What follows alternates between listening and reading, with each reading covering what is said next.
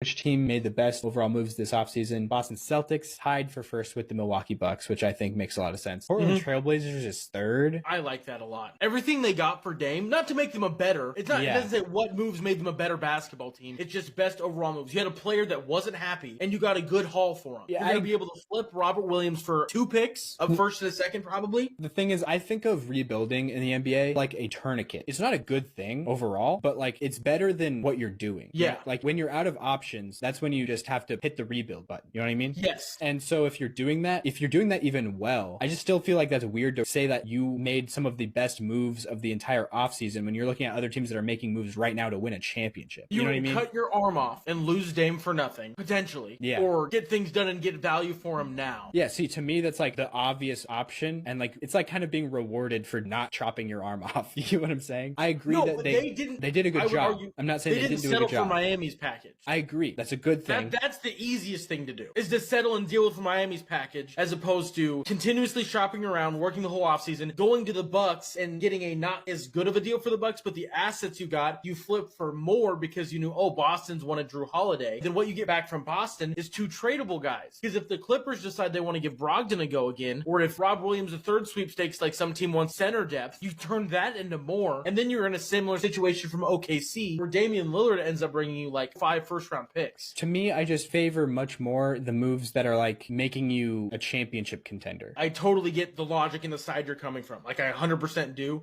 But not every GM is in the situation where they get to do those things. Yeah, I get that. So like they made good moves, but at the same time, it's like it's not as surefire to lead to success. I feel like the Blazers, you would consider them lucky. Like how likely is it really that the Blazers would ever get to a point like to be as close to getting a title as the Lakers are right now? Like that's not guaranteed for the Blazers to even get to the Lakers level of contention. Yeah. So like to me, I feel like Lakers are a safer bet for being like, yeah, their moves were better because they're like more likely to win a title because of them. Your definition makes sense if everyone is here because it gives you an advantage to the title. But in 5 years, those Blazers picks might make them a title contender. No, I agree. The same way that... Yeah, no, I totally agree. I'm factoring that in as well. But I'm saying like if the goal is to win a title at any moment. Eventually, yes. Yeah, how safe do you feel about the Blazers eventually actually being to the level that the Lakers are right now? Like that's not a surefire bet. Yes, but I think that anytime a GM is able to scrounge together and get multiple shots in the upper to mid first round for a guy, I know that Dame is an established one of the best point guards in basketball. I totally get that, but I just think the situation they were in, they did the best they could have possibly done. Yeah, I agree. So I think they did a good job with what they had. They managed that asset very well. I think that's how their like train of